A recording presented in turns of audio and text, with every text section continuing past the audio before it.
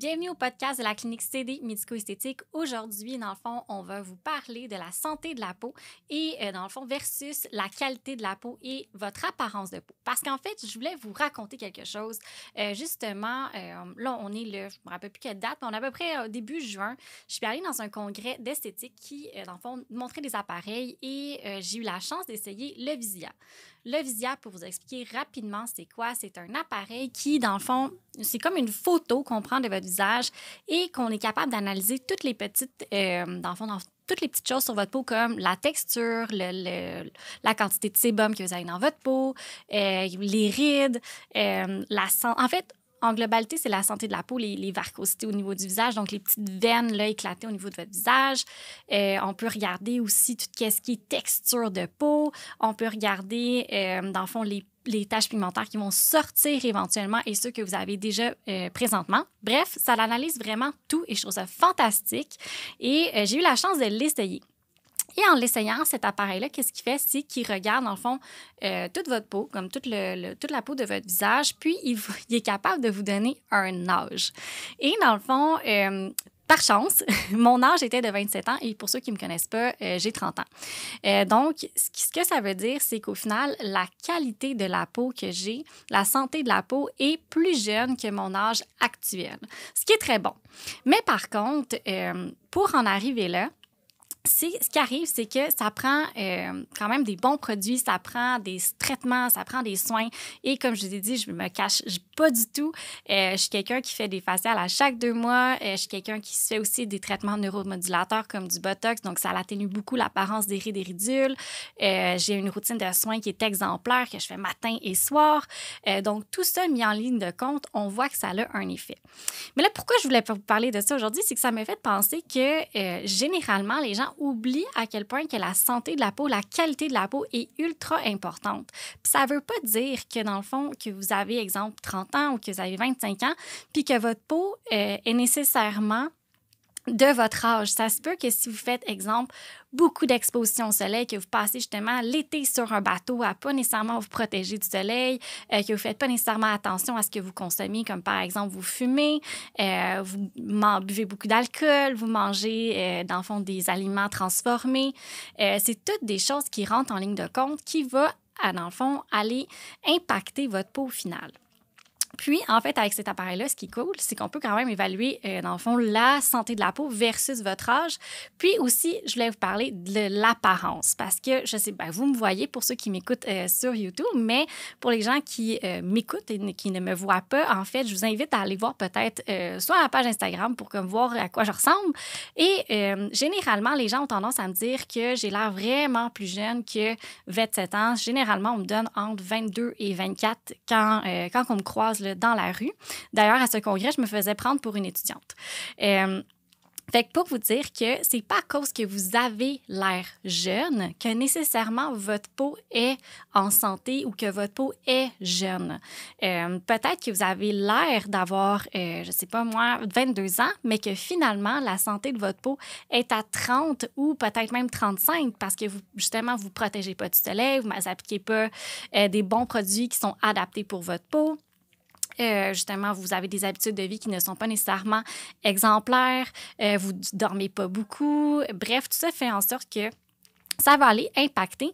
Et ce que je trouvais vraiment super intéressant, parce qu'en fait, c'est un appareil que j'avais jamais essayé, c'est que ça permet vraiment de voir aussi l'évolution, puis dans le fond, l'amélioration de votre peau. Donc, si jamais c'est quelque chose, je ne vous le cacherai pas, c'est quelque chose que je veux avoir à la clinique comme très bientôt parce que je trouve ça fantastique qu'est-ce qu'on peut faire avec cet appareil.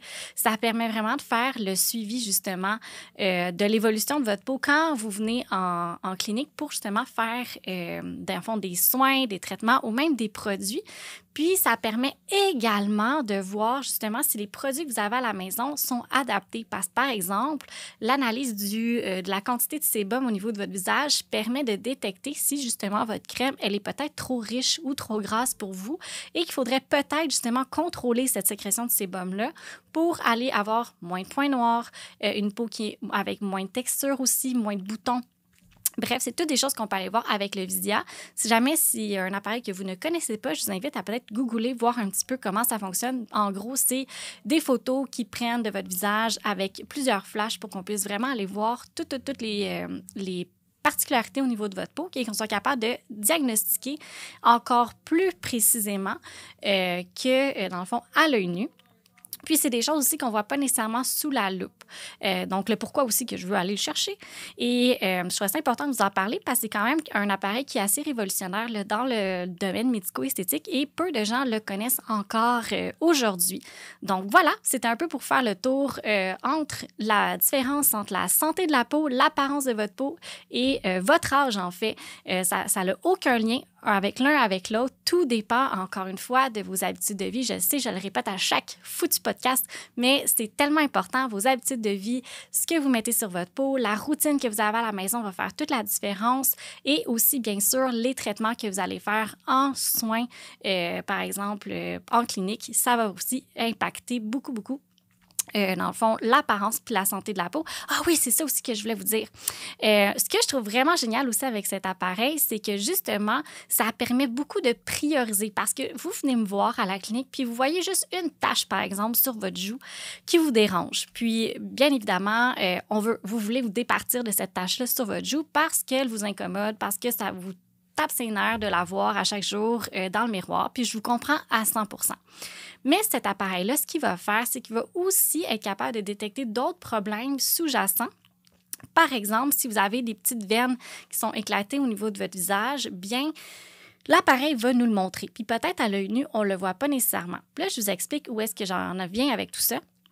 C'est que si vous voulez traiter, par exemple, la tache brune et que votre tache pigmentaire sur la joue et que finalement, vous avez aussi des petites varicosités au niveau de votre visage, mais que vous ne voulez pas nécessairement aller faire du laser pour X, Y, Z raison, soit budgétaire, soit que vous voulez continuer de vous exposer au soleil. Bref, vous ne voulez pas aller faire le laser, donc l'IPL, pour faire enlever votre tache pigmentaire. Vous voulez absolument la microdermabrasion.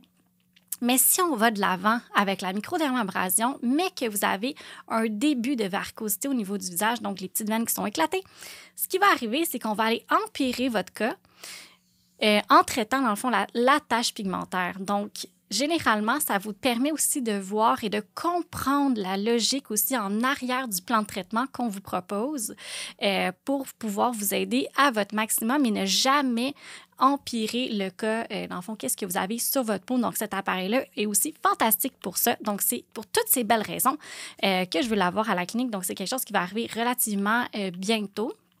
Et c'est ça. En fait, ça veut le tour qu'est-ce que je voulais vous parler aujourd'hui par rapport au Visia, de mon expérience, puis aussi de Je trouve que c'est vraiment quelque chose qui est un outil assez incroyable dans les médico-esthétiques pour justement aussi vous aider à comprendre votre peau, puis voir aussi le changement au travers du temps, parce que ça, c'est des choses que, oui, on prend une première photo au début, mais on peut prendre des photos, en fait, après chacun des traitements et à la fin, dans le fond, de votre plan de traitement pour que vous puissiez aussi voir tout l'impact que ça a sur la santé de votre peau, sur le nombre d'âges que vous avez regagné en termes de santé, en termes de jeunesse et aussi de voir, en fait, justement, les petites taches pigmentaires, les varicosités, bref, tout ça, de diminuer au niveau de votre visage. Donc, voilà, je vous invite à, dans le fond, partager cet épisode. Je vous invite à nous suivre sur Instagram à Clinique Baramba CD, à nous suivre moi, par Caroline Baramba Clinique CD, ou Naomi, notre infirmière injectrice, ou Alessia, notre esthéticienne, pour avoir toutes les nouveautés à la clinique. Et je vous dis à très bientôt pour un autre épisode.